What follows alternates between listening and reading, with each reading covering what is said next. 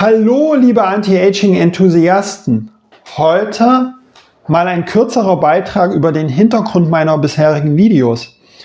Warum habe ich mich im Sommer entschieden, meine Kenntnisse aus der Martin-Luther-Universität Halle-Wittenberg auf YouTube zu veröffentlichen? Ganz einfach, ich konnte die enorme Desinformation in Bezug auf Supplement-Versprechen, die auf Social Media vorherrscht, nicht mehr ertragen. Also entschied ich mich, diesen Kanal zu eröffnen, um als eine Art Verbraucherschutz aufzutreten. Was unterscheidet mich von 95% der Ärzte und Gesundheitsberater hier auf YouTube, die über Anti-Aging-Supplemente berichten? Im Gegensatz dazu bin ich ein akribischer, neutraler, reiner Humandatenanalyst ohne pseudowissenschaftliche Behauptungen. Ich empfehle nur das, was gemäß Forschung empfehlenswert ist, und wenn Spermidin und NMN trotz des Hypes bislang gnadenlos durchfallen, dann sage ich das auch genauso ehrlich. Ich sprach von Pseudowissenschaften richtig. Denn genau das ist bei den Videos über Supplements bzw. Anti-Aging-Wirkstoffe gang und gäbe, wie meine mehrstündigen Recherchen auf YouTube und auf Social Media ergeben haben. Dort sollen geschickt getarnte Werbevideos den Anschein erwecken, neutrale Informationsvideos zu sein und werden daher gut mit Einblendungen von Studien, allerdings völlig irrelevanten Tier- und Zellkulturstudien, getarnt. Hilfe! Mir schweben da so einige populäre Content Creator namentlich im Kopf. Natürlich darf ich sie hier nicht nennen. Aber meine Lieben, man kann diese unseriösen Supplement-Videos ziemlich gut entlarven. Hierfür blende ich euch meine 5-Punkte-Checkliste ein.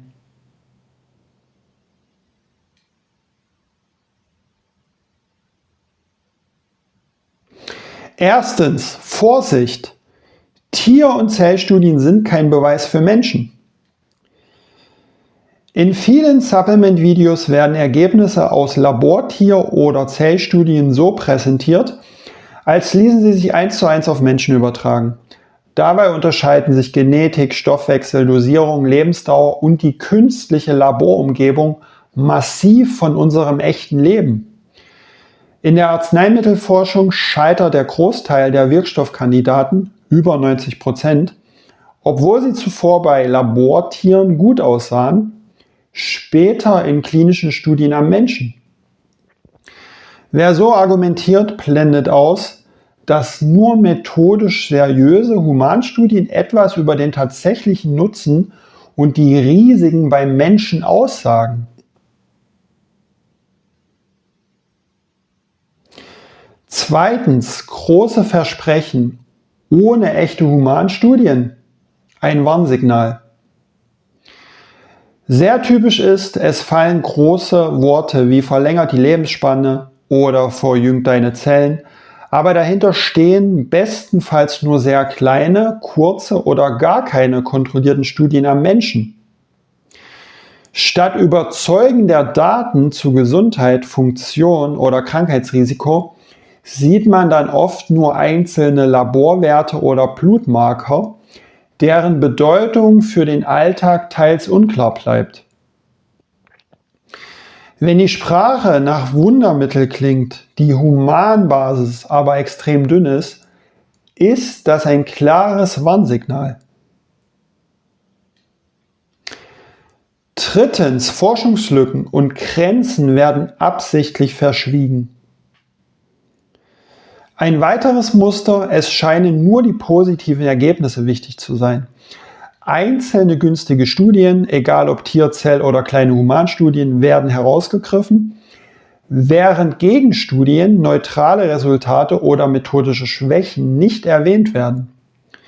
Fragen zu Dosierung, Einnahmedauer, Langzeitsicherheit und Wechselwirkungen mit Medikamenten bleiben offen, obwohl die gesamte Datenlage oft lückenhaft ist.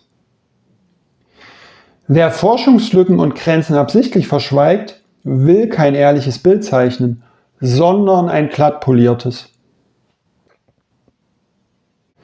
Viertens. Wirkhypothesen werden als Fakten verkauft.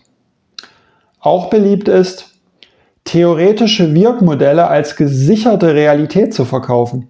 Zum Beispiel ein Supplement erhöht einen bestimmten Marker im Blut, etwa NAD+, und daraus wird automatisch gefolgert, dass Mitochondrien besser arbeiten und Anti-Aging-Effekte entstehen. In den Humanstudien fehlen dann aber klare Verbesserungen bei Leistungsfähigkeit, Lebensqualität oder Krankheitsrisiko. Teilweise wird nicht einmal geprüft, ob der Stoff im Zielgewebe ankommt. Eine plausible Hypothese ersetzt keine klinischen Daten aus Humanstudien. Wer sie trotzdem als Fakten darstellt, arbeitet spekulativ, nicht evidenzbasiert. Und fünftens, versteckte Werbung verdrängt Objektivität. Viele Creator verdienen an Affiliate-Links, Rabattcodes oder eigenen Marken, sprechen darüber aber nur am Rand oder gar nicht. Gleichzeitig werden vorhandene Daten aus Tier- und Humanstudien selektiv interpretiert, Risiken relativiert und Produktempfehlungen wie neutrale wissenschaftliche Information präsentiert. Faktisch ist es Werbung im Wissenschaftskostüm. Spätestens wenn unter dem Video Shops und Codes dominieren, echte Kritik aber fehlt, hat die Verkaufsabsicht die Objektivität verdrängt. Wenn du nun stattdessen fundierte PubMed-basierte Analysen zur Anti-Aging willst, ohne Quacksalberei, dann abonniere jetzt, damit du keine ehrliche und neutrale Wirksamkeitsanalyse mehr verpasst. Lasst uns nur auf wirkungsvolle Supplements setzen und aufhören, uns mit leeren Versprechen abzugeben. Ich bedanke mich recht herzlich fürs Vertrauen und Zuschauen. Tschüssi und bis zum nächsten Mal, euer Mika Young.